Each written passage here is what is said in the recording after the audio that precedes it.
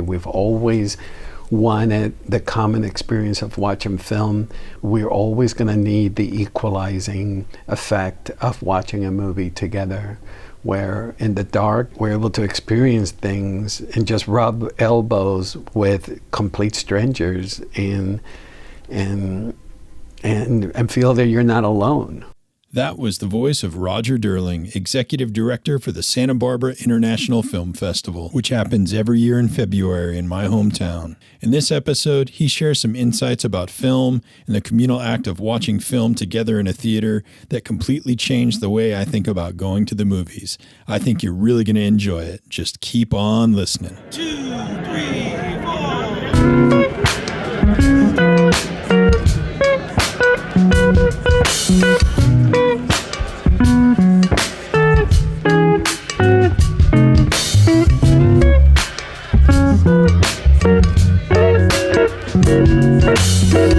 Hey there, podcast people. John here. You are listening to Season 2, Episode 12 of Make Moves. If you're new to the show, I hope you enjoy yourself and have a good time listening. And if you really enjoy it, I hope you'll consider subscribing, look around, find some other episodes, maybe even rate and review the show in the podcast app or in the iTunes store. This episode was a real treat for me because I got to talk with Roger Durling from the Santa Barbara International Film Festival.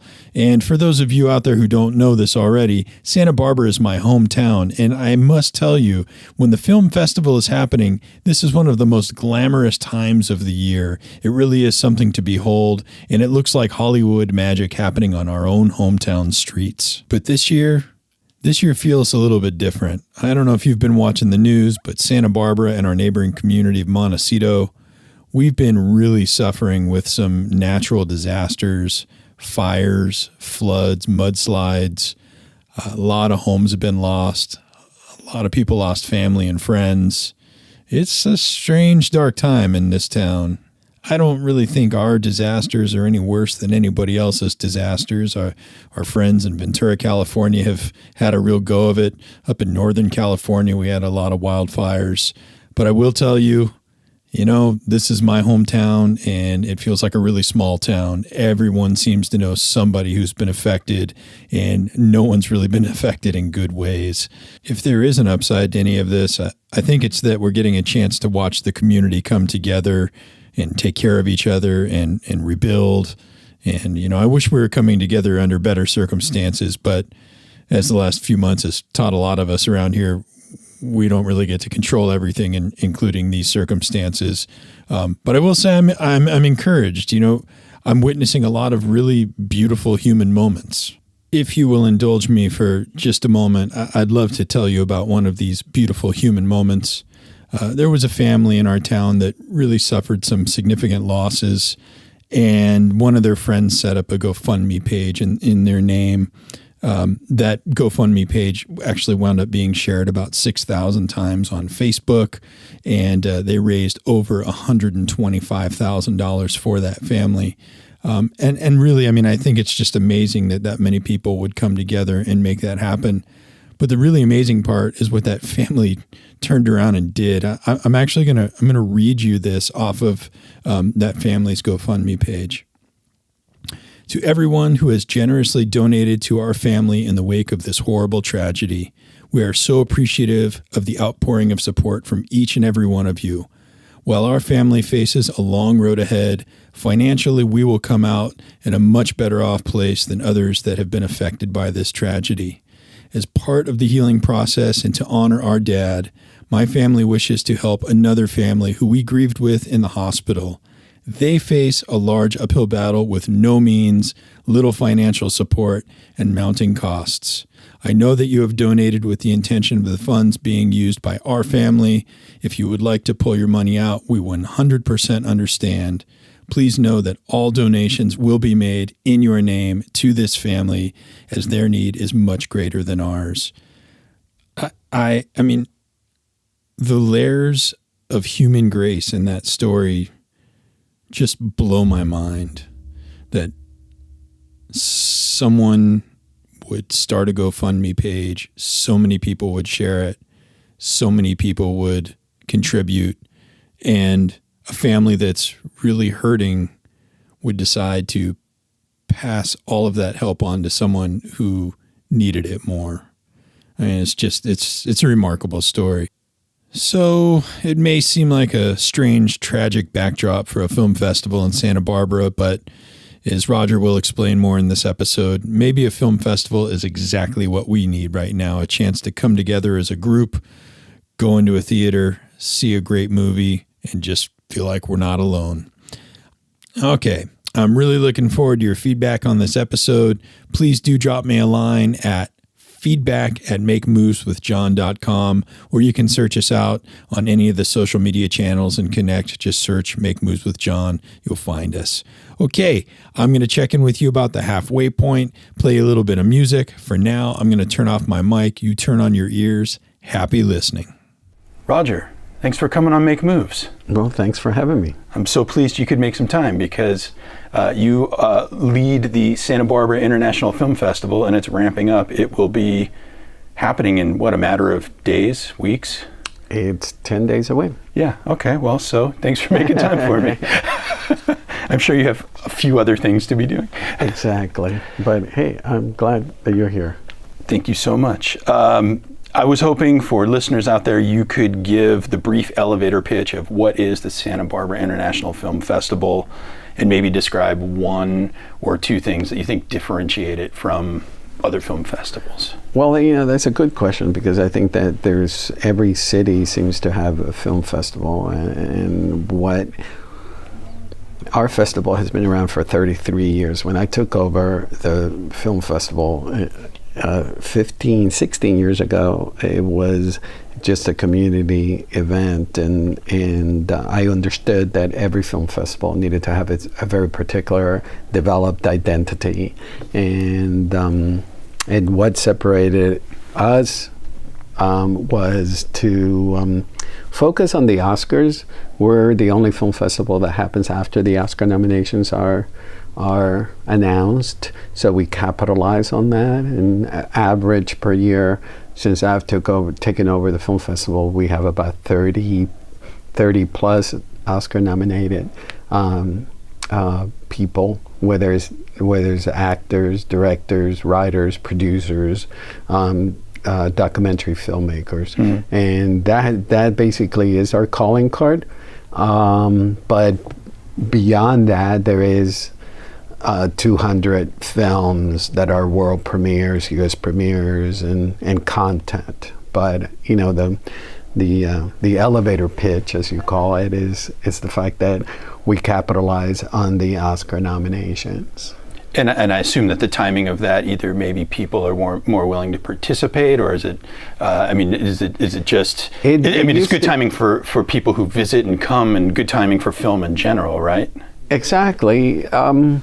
It used to be a time where it was difficult to get the talent to come up when I first took over, but now is everybody is like, it's become a stop in the Oscar campaign. At the same time, yes, most successful film festivals are a destination, are in a place that people want to go to. When you think about Sundance, people like to go to Park City. When you think about Cannes, the ultimate Riviera, gorgeous location. When you think about Toronto, when you think about Telluride, a successful film festival has a place that people want to hang out for a few days. And Santa Barbara, when I took over, I understood that this city was just perfect for a film festival. I mean, who doesn't want to come to Santa Barbara? And the infrastructure, the hotels, how beautiful the downtown corridor is. It was ideal for a film festival, and to host an event for 10 days.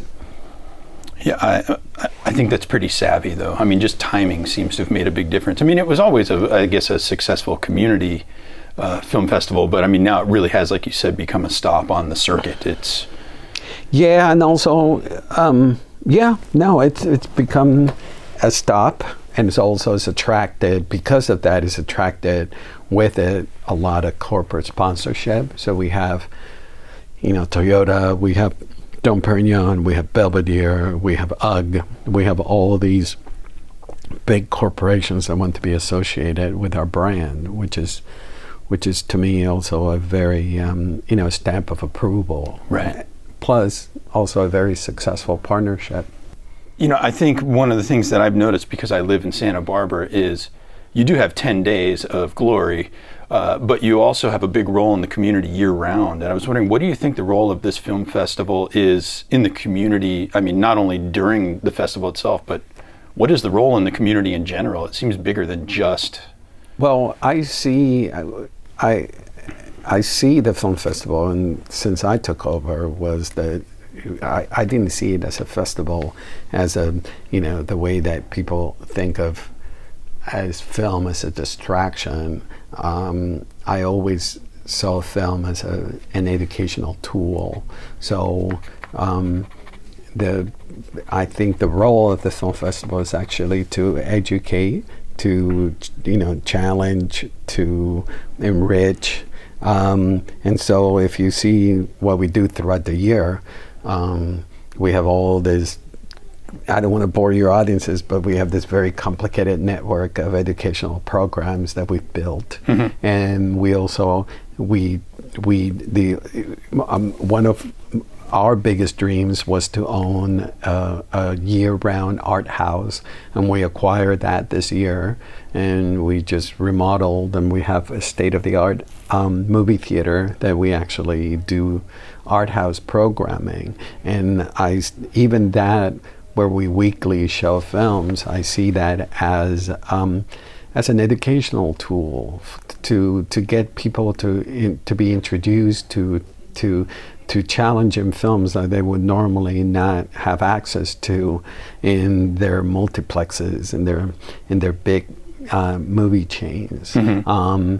And that is very calculated. There are films that I program that are thought-provoking, that are artistically enriching, and expose people to new things. Especially, I find that people love film, but then they don't have access or curated. People don't have a curated program that basically it expands their knowledge, appreciation of cinema. Mm-hmm. And then on top of that, as I said, we do have this educational programs that we have a film camp with the Boys and Girls Club that is geared towards low-income kids. We have this mentoring program throughout the year for students that we teach them how to make film and how to shoot film. I mean, we have all these different varied programs that happen throughout the year. Right. I think it's interesting, just an observation. It seems like part of the goal is to help people, as you said, be more educated, but do you think that broadens their horizons and allows them to sort of see more beauty or find more joy in it? Or do you think that just sort of helps build an audience that needs to be there for is it sort of a mutually beneficial? It's mutually beneficial. I think that it enhances, we live in a very visual world. We have been evolving into, media literacy is such an important thing today. We're so used to opening our iPhones and seeing Instagram photos and Facebook visuals, and we're watching news, we're watching TV, and to be able to understand the power of visuals and cinema, and I think education is the most powerful tool to sift through what's truthful and what is manipulation, and I think that I think it's really important for people to understand the power of film and understand the power of media. Huh. This is such an evolved view on film. I'm such a novice consumer of what it is. It's really interesting to hear you talk about it. So this is an international film festival, or at least that's in the title. And I was thinking, what is the significance of international? Well, I mean, it's hidden in there. I didn't really question it, but does that mean something special to you? Well, we make a point of bringing in films from all across the globe, and we have about 50 plus countries represented in the film festival. And what's important about that is that during the 10 days, you're able to see different world views, different perspectives, and you also see commonality about how, whether it's politically, socially, etc. It's a way to. I mean, I always feel that during the film festival, your worldview is broadened because you have this access to stories from all different parts of the world, and you're exposed to that, and it's very enriching. So, I mean, originally you're from Panama, is that correct? I was born in Panama. Okay, and how long have you been in the United States? In the United States or Santa Barbara? I came when I was 12 years old, okay. And so I came to the United States in 1979. Okay. And I came originally to the East Coast. I went to a prep school in New Jersey, and then I went to school in New York, and got a graduate degree from Columbia University, and I lived in New York City up until 1998, and then I came out to the West Coast, and I've been in Santa Barbara, I would say, since 2000. We got here about the same time. Yeah. It's a beautiful, beautiful city. It's a good place to be. Having seen, so it sounds like you did a fair amount of growing up in another culture, and you've spent time in various areas of the States. Do you have any thoughts about whether film sort of functions with any cultural relativism, or is it? Do you think the power of film is sort of a human universal, and if you can read the subtitles fast enough, you can get the value of what's happening from? Well, I mean, that is such a complicated question. I mean, I think that I want to answer that just the fact that you're reading your film, you don't read film. It's a visual. I mean, yes, you analyze the visuals, but really good filmmaking, you should be able to take in the film solely on the visuals and understand what's going on and the nuance visually. But that's a whole very complex subject. Maybe that's for part 2. Yeah, but growing up in different cultures, what was fascinating to me about film is that it's the ultimate equalizer. It is a community building event. We love being inside a movie theater in a group with strangers sharing an experience, and I think that that's why film has always been there's all this talk about film going away and online on-demand watching films at home is going to take over, and movie going is going to go away, and I don't believe that in any way whatsoever. I think that is two completely different mediums. There's watching at home, and then there's they actually going to the movie theater. That's never going to go away. We've always wanted the common experience of watching film. We're always going to need the equalizing effect of watching a movie together, where in the dark we're able to experience things and just rub elbows with complete strangers and feel that you're not alone. I don't know. Hopefully that's making some sense to you. Yeah, that makes a lot of sense. It's funny you mentioned about, being, you've mentioned a few things. So I'm not an expert on film. Let me put it this way. Art is never, in my experience, art is the experience of seeing a piece of art, a painting for the human's person is never finished. The experience until you're able to turn to somebody and share that experience. It's not a one-way street. It's not an isolated experience. You were to look at a painting and you get something out of it, and you turn to your spouse and say, "What did you think?" And that is where art is really inhabited. So going to the movies.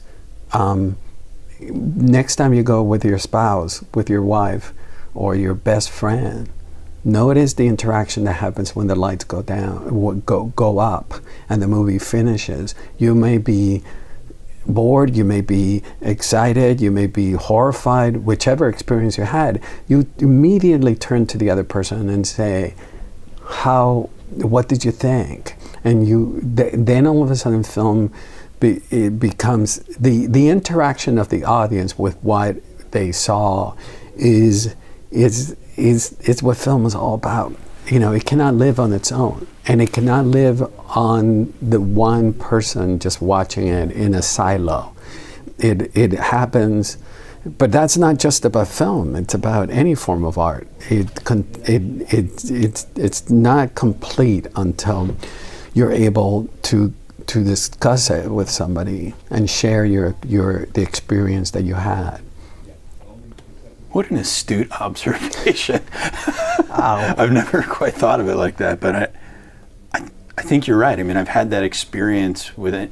Anytime I witness anything artistic, part of it is how I personally deal with it, but then the conclusion of the experience is when you turn to the person next to you. And yeah, I guess I'm just taking... And you tell them what you felt and the other person, and you argue, and and some people that, yes, go see the Mona Lisa on their own, but they write about it, or they share it in some way, and that's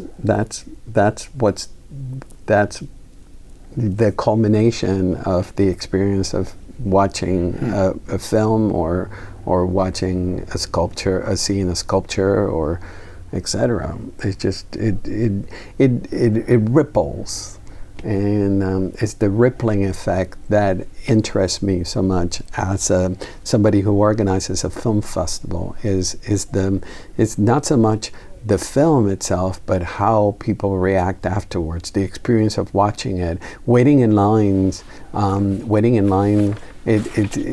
for a movie, and hearing people talk about what did you see just now, and what did you like at the film festival. I hate that word, that question, what did you like? I'd rather be asked, what did you experience, or what did you see, or what did you feel?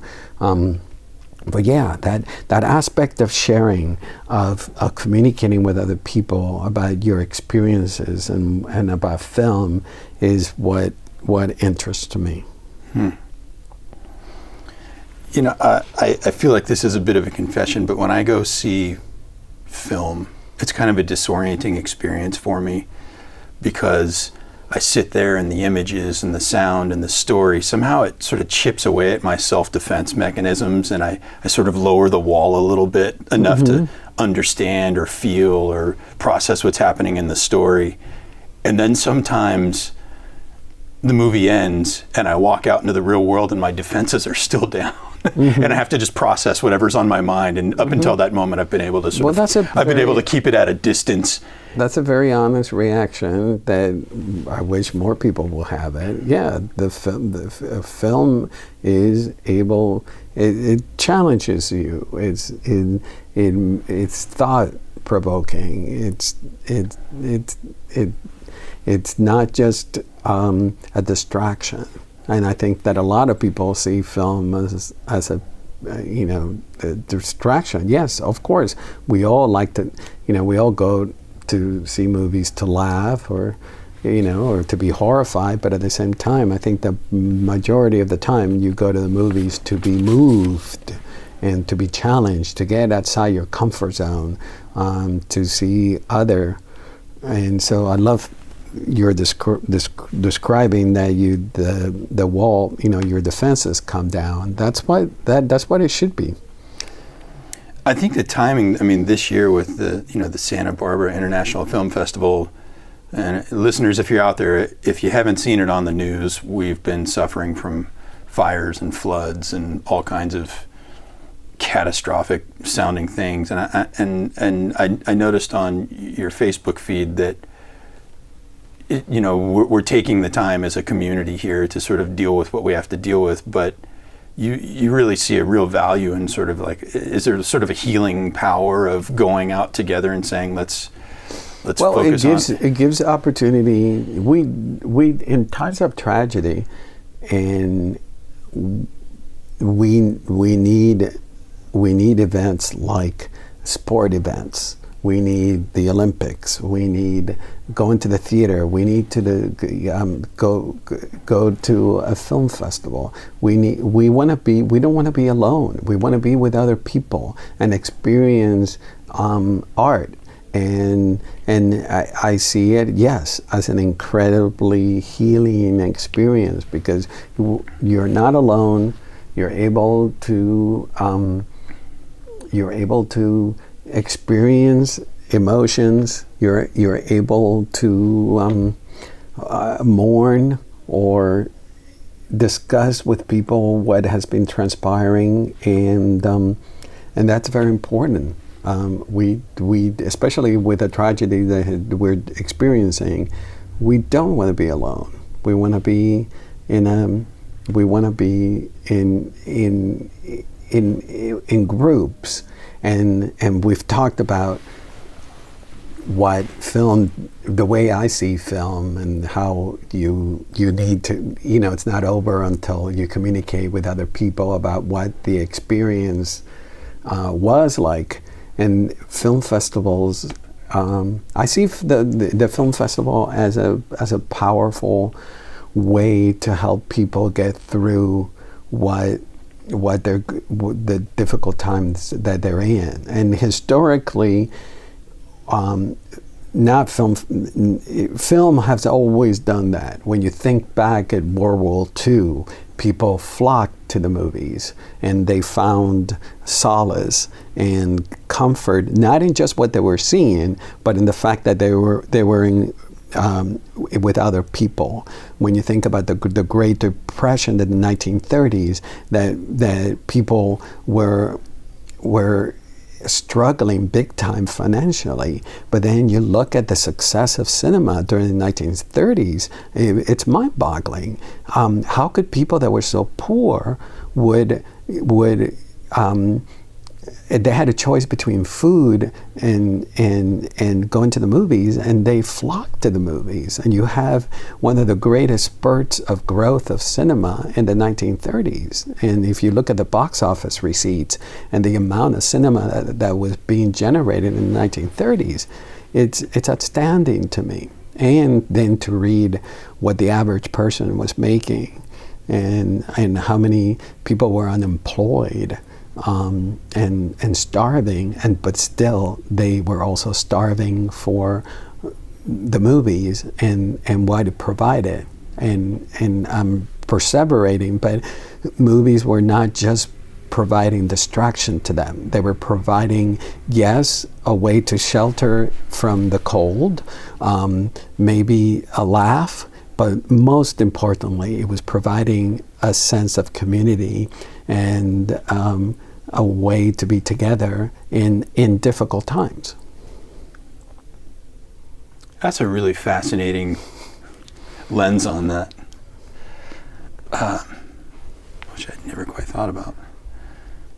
That's the joy of getting to talk with people that you don't know all the time, is they tell you really interesting things.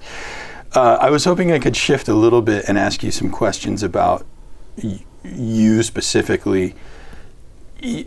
So I'm trying to reverse engineer your life in my mind a little bit. You run a film festival in a destination city. It's going really well. This is, I can imagine there's maybe a handful of people in the world who get to do this. So it sounds like an unusual pathway, however you got here. Very fortunate. But I guess without asking for your entire life history, are there maybe 2 or 3 major life events or experiences that you think pushed you in this direction, or that help you connect the dots to what you're doing here now? It would be a very long, complicated answer, but I think that in the gist, it would be the fact that I've always been a marginalized person. As a young man, I was. You mentioned I was born in Latin America. I came out. I knew that I was a homosexual at a very young age, and that made me feel marginalized. I've always seen the world in a different way and made fun of by my peculiarities. So when I was a little kid, going to the movies instinctually sheltered me, and this person that felt ultimately marginalized.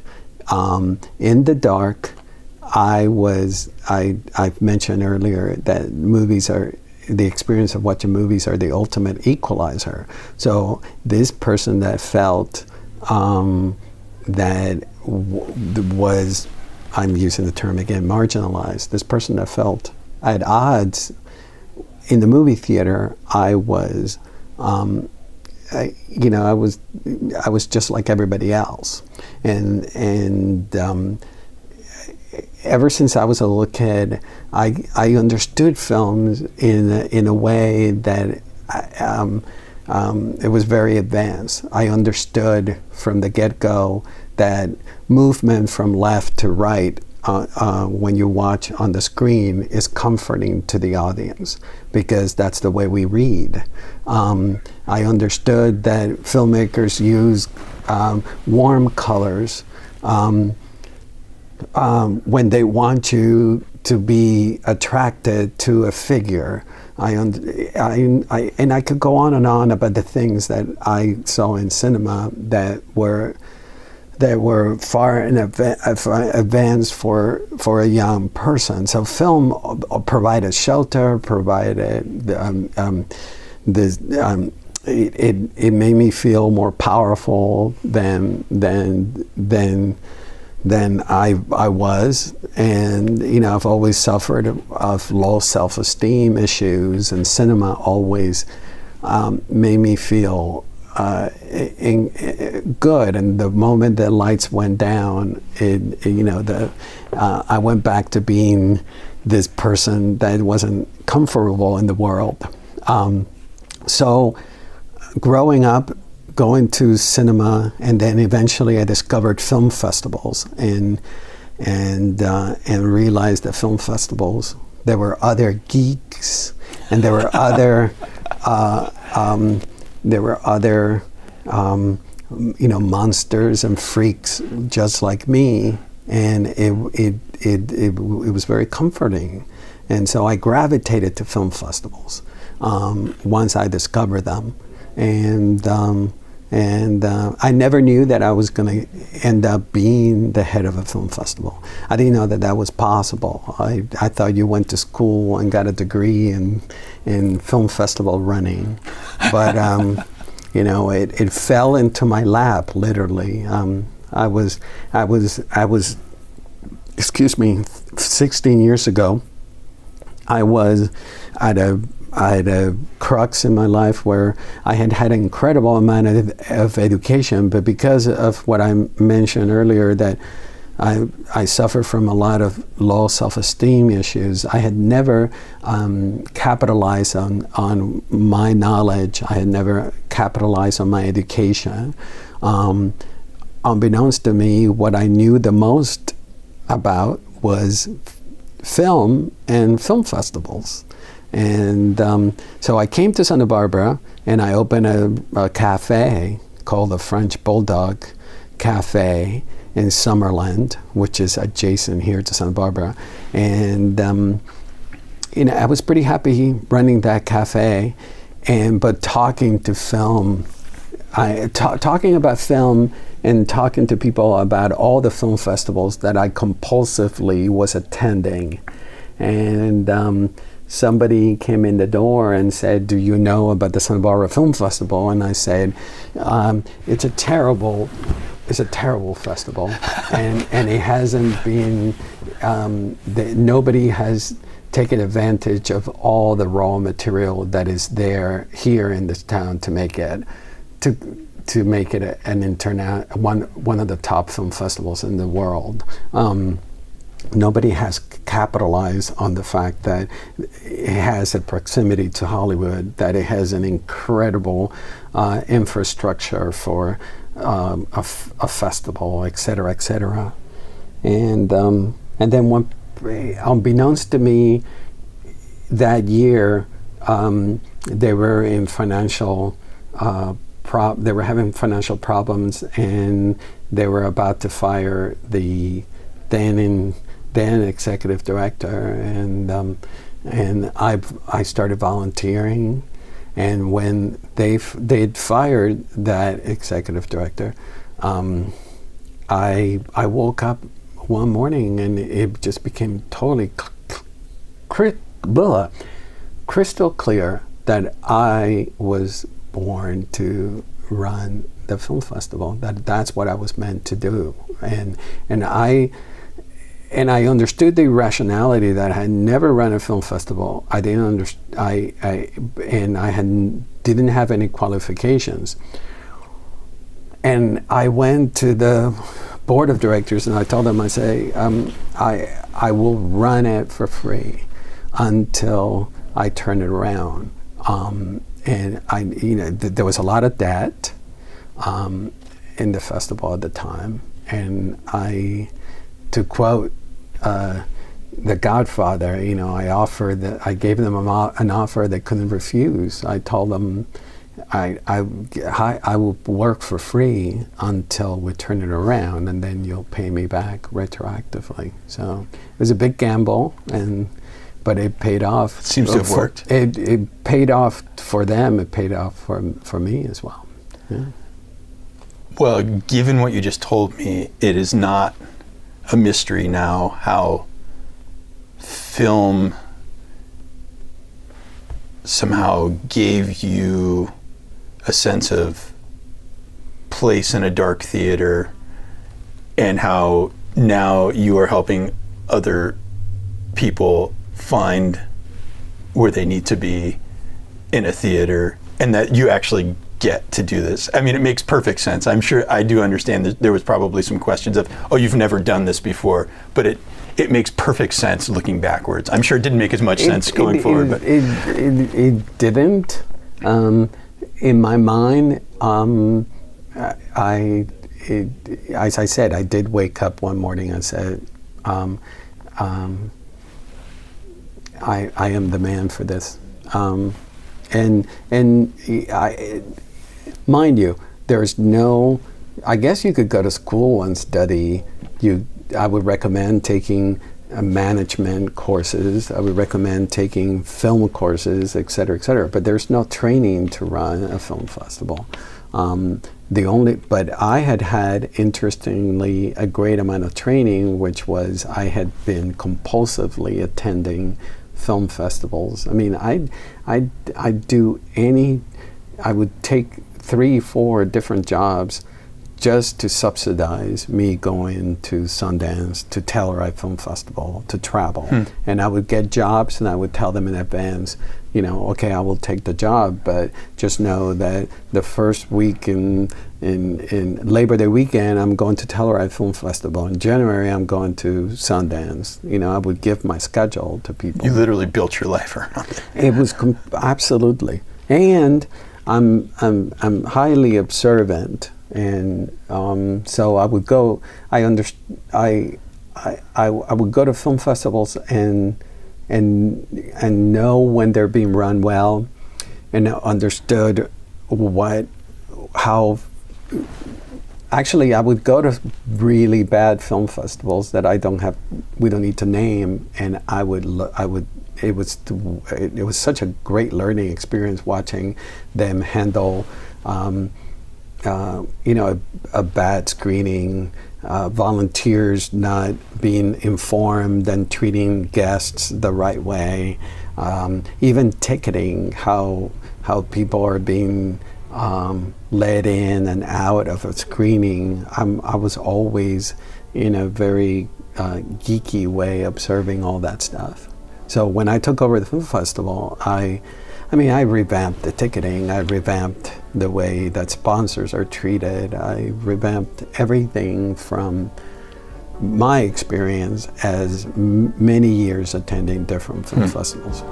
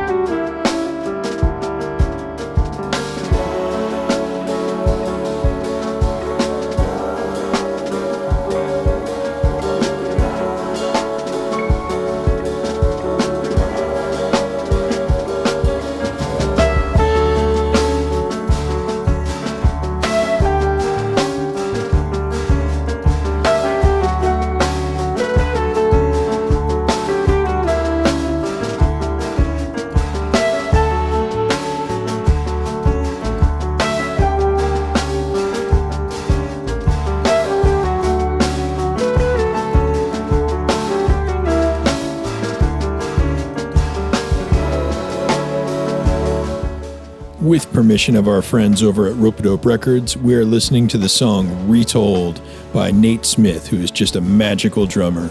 This is off Nate's album Kinfolk, Postcards from Everywhere. If you swing by MakeMovesWithJohn.com and find the blog post for this episode, you will also find some links so you can check out and purchase some of Nate's music.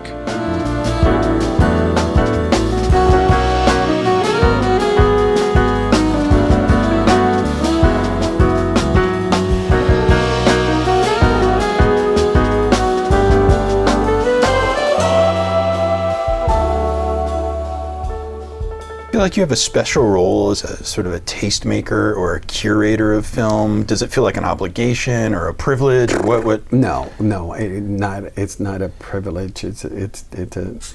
I mean, no, yeah, it is. I wake up in the morning and I'm so happy. I'm so blessed that I get to do what I do. It's not an obligation at all. And I think I touched upon it earlier that yes, we do. My job is educationally. I have to curate in order to. I love seeing people's taste broaden and get more sophisticated. Like, when you first taste wine and you want to know more about it, and your taste evolves. With film, you have the same capabilities, and it's my responsibility, yes, in curating, to broaden people's perspective of film. And I don't know if you know that I teach every semester. I've been teaching, as long as I've been running the film festival, I've been teaching at Santa Barbara City College, and I teach a film studies course. In my class, I have 140 students in my class every semester, and that experience is very tangible because I have them for 18 weeks and I see their taste evolve, and I do it very systematically, and I teach them the way I see film, and guide them through the 18-week process. And it's really rewarding to hear students tell me how their taste has evolved, how they will never see film different. I mean, they'll never see a film in the same way they did before they started the semester.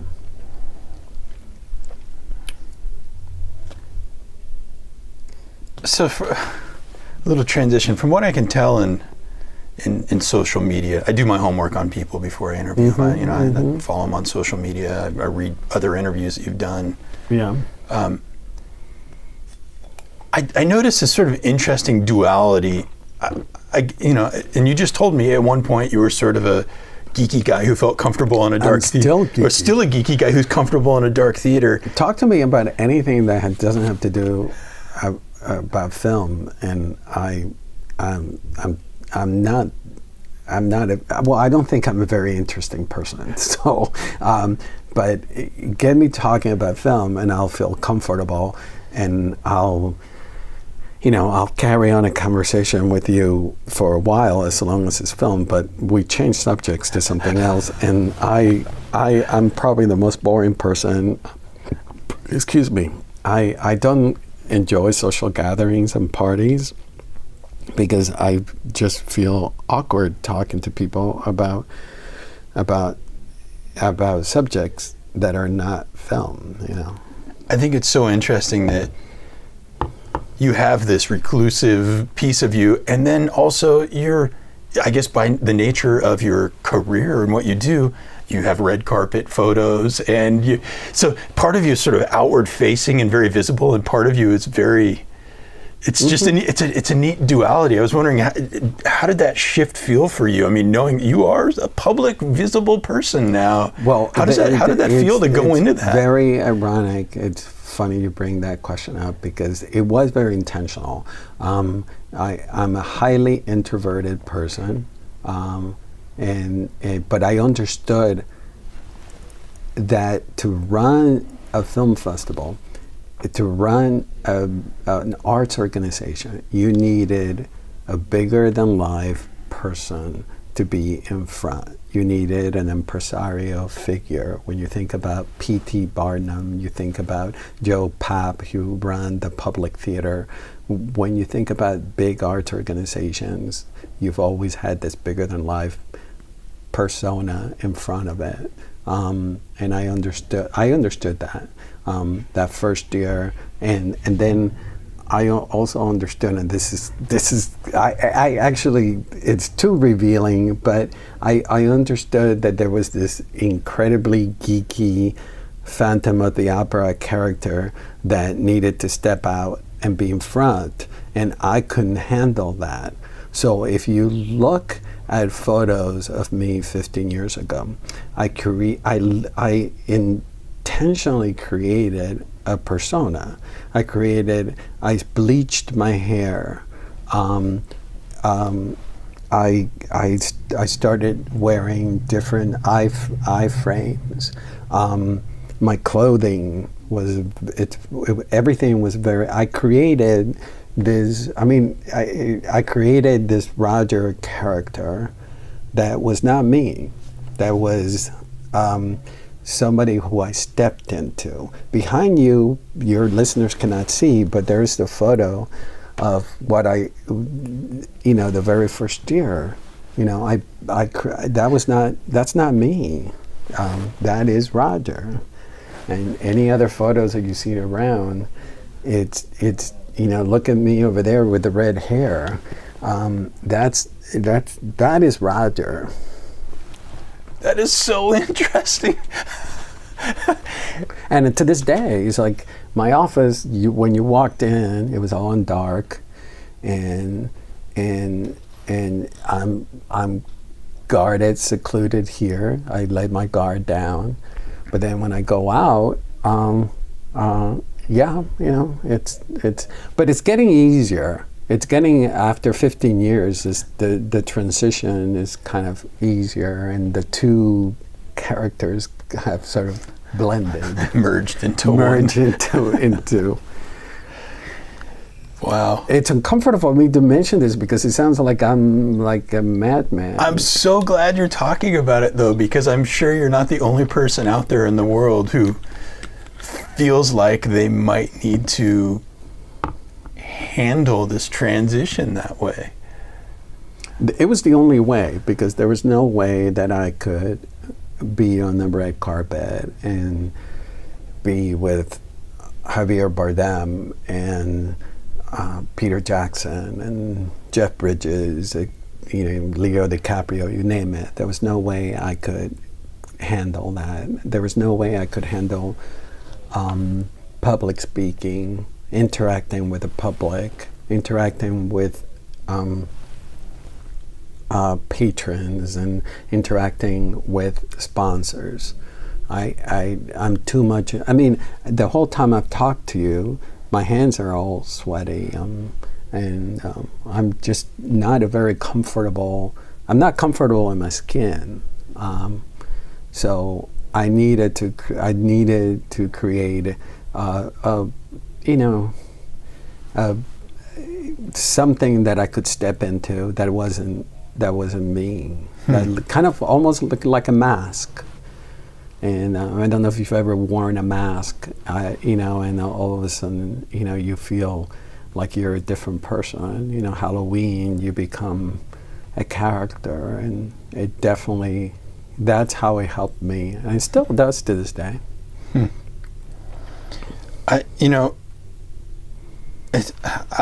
Given where you are in your life and the fact that you have figured out a way to be exactly what you're supposed to be, or maybe two versions of what you're supposed to be, what kind of things feel like risks at this point? I'm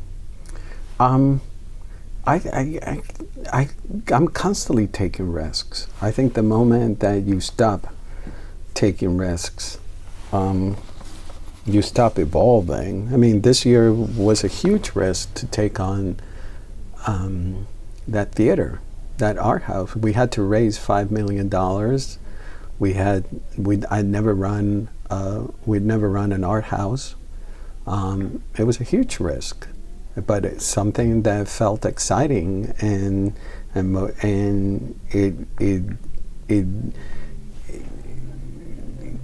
gets, anytime that you get outside your comfort zone, anytime.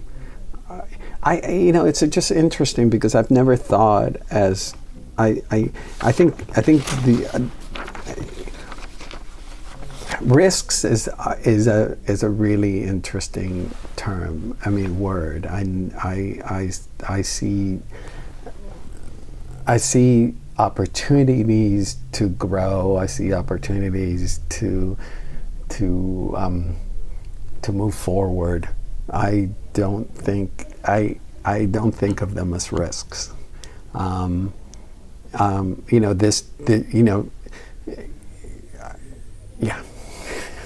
are many examples I could give you, but I think the biggest reason one is that movie theater, that art house. We had to do it.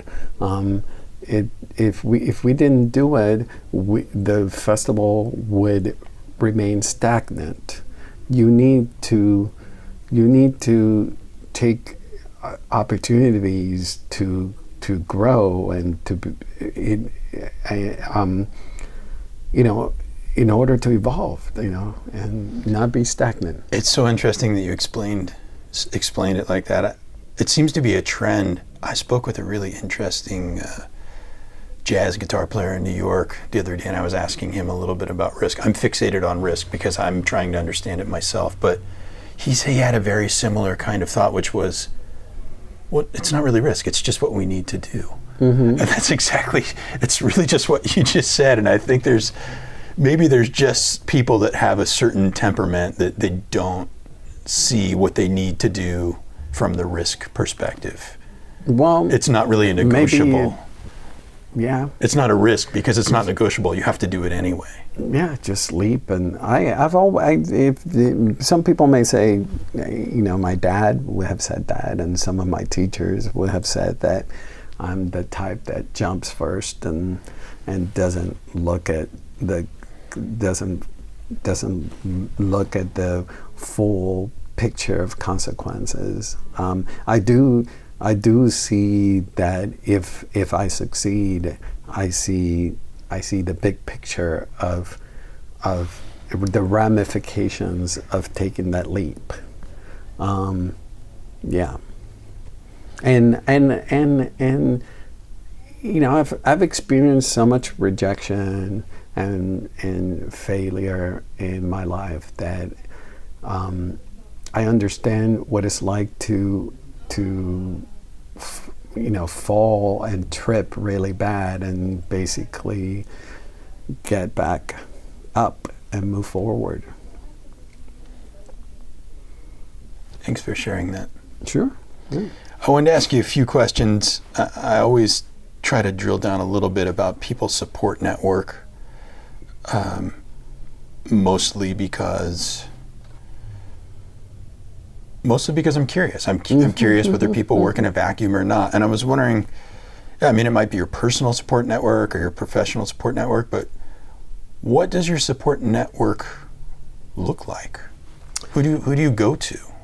Well, I mean, I've had incredible supportive board precedents like Jeff Barbaco and Linda Wyman, the current president, that have been extremely supportive. Now, executive directors of nonprofits tend to be working in a isolated world. Interestingly, unfortunately, in Santa Barbara, there is this amazing nonprofit organization called Leading from Within, and they have a program called Courage to Lead, where it's a retreat of ongoing sessions, retreat-like, where they bring together about 28 nonprofit executive directors from California, and you basically go through the process that you were describing of how to support one another, and how to understand that the issues and problems that you go through as an executive director are not isolated. That the person that's running a charitable nonprofit out there fighting social justice issues, it's running a nonprofit, and it's an executive director. And after you go through this incredible 18-month retreats, 5 a year, then you have a network. And yesterday here in my office, we every month we get together 6 executive directors from Santa Barbara, and we're all different. One is running a homeless program. The other one is running a child abuse program, and the other one is running a wilderness program. But we all support each other. We all meet for 2 hours every month, and we discuss. Each person has 15 minutes where we will share a problem or a situation that we're handling, and we get feedback from each other. So that's my support group. It's interesting that it exists, 1, and 2, that you found it, and that those people that all feel so isolated actually have common. Well, it is actually when I was looking for some sort of program that I was actually Googling, because I felt that I was burning out as an executive director after 14 years, 15 years. And one of the reasons why I felt that I was burning out was because you felt isolated. And I thought I was going to find this program somewhere in Seattle or somewhere outside, and I would have to travel for retreats and training, et cetera,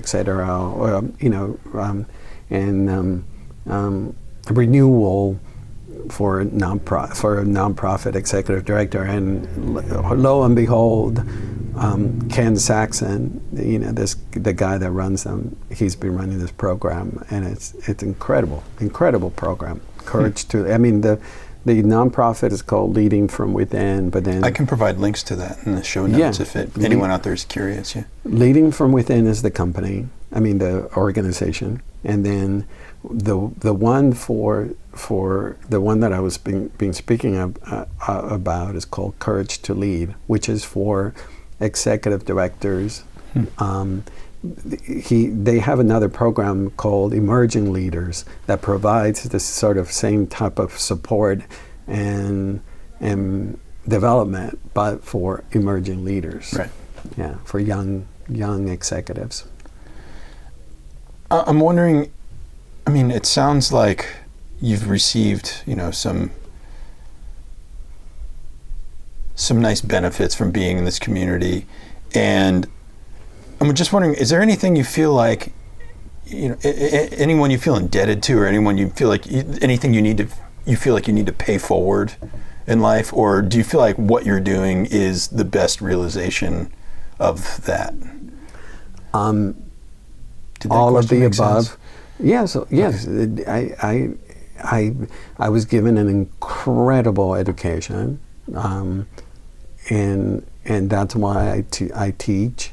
I've had incredible teachers in my life. My dad taught me at a very early age that you're not gonna inherit money from me because we're not that affluent, but I've provided you the best tool, that is education, and so we've talked about how I approach the film festival as an educational tool, and educational programs at the film festival are important, are essential to me, and then I teach every semester. I mentioned I teach, and I take that very seriously. I'm on the board of the Santa Barbara City College Foundation, and then I'm also on the board of the prep school I went to, and which actually I found it to be a huge honor to be on the board of trustees of the prep school, and because I have to not give back, but I need to make sure that other people have the access and the education that I was very fortunate to have. So I'm winding down here a little bit. It seems like you've, by the way, listeners out there, I have to say, I have such a great sense of happiness being with you right now, because I feel like I know you told me your palms are sweaty and you may not like this experience, but I am so happy to be with someone who's found what I was meant to. What you were meant to do. And that's why it doesn't feel like I spring out of bed in the morning. It doesn't feel like a job to me. It doesn't feel like a task. It doesn't feel overwhelming to me. It doesn't feel like a chore. I genuinely love what I do, and it's long hours. But it doesn't feel like long hours to me. Well, that's probably a great benefit right now as you're going into the festival season. So, if there were a young kid out there who just loves film and thinks, I might want to follow in your footsteps, or I'm really interested in film festivals. What is the next thing that film festivals could do that someone might be thinking about now? There's two ways I could answer that. Okay. I mean, the first thing of any kid that out there that loves film and wants to be involved in it, understanding that most. Some people feel like, oh, I need to direct. There's so many facets to film that a kid that loves film, she or him could be involved in. You could, one of my best friends always loved film, and she's one of the top special effects in the country. Working in cinema right now, and she was a pyrotechnic she was always blowing up things when she was when she was in college, and now, you know, she works in cinema and she loves being in film and behind the scenes, and as I say, she's one of the top special effects people out there. There's just so many facets to film, not just, you know, writing or directing, etc. For film festivals, I think that if you see the things that we do, we approach education very seriously, and you know, we try to, in our educational programs, show the different facets as well. That is not just, you know, in front of the cameras or behind the cameras, that there is other aspects of film that young people can get involved in, and also just that film is not just escapist art. That it's able to, we talked about earlier, it's able to heal, it's able to bring people together. I hope that it's answering your question. It does, thank you. Okay, last question, and then I'll let you get on to running a film festival. Where can people find out more about the film festival itself, or you on social media, or the version of you on social media? Can I provide links to that in the show notes? But what's the best place to get information about the film? SBIFF.org Okay. is the festival. Okay. Yeah. Great. I really thank you for your time. I had a wonderful experience here having this conversation. Thank you. And I hope to keep in touch, and I wish you the best of luck. Thank you. In the next couple of weeks. Yeah. Thank you.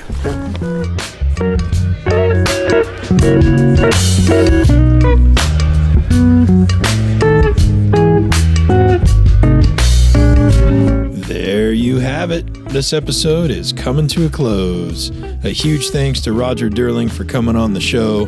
I don't know about you all, but it brought me a really great sense of happiness to hear from a guy like Roger who found exactly what he's supposed to be doing in life, and I think he's really doing it well. I hope you'll all swing by makemoveswithjohn.com, find the blog post for this episode. You can get some links to learn more about Roger and the Santa Barbara International Film Festival. You can also find some links to learn more about Nate Smith, who we heard some of his music a little bit earlier. I'm going to have a new episode coming out pretty soon here. Until then, I hope you will take good care of yourselves, go out there and make moves.